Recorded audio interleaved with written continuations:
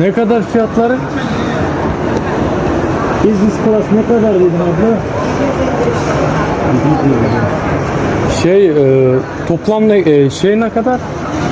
Standartı. 405. Alırım desem ne zaman alabilirim abla? 3. dekabrdan sonra. Ondan önce yok. Ekonomik de 300'lük deklarlı.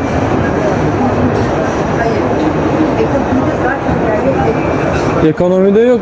Business class'ta var değil mi? Tamam.